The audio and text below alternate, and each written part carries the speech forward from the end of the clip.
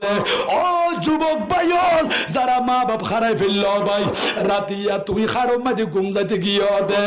এনে ঘুম যাইবার সময় মাঝে খাড়ম মাঝে মাথা রাখিলি তোমার তোর মার কথা কেন মনন্দ ভরে বাপর কথা কেন মনন্দ ভরে আল্লাহ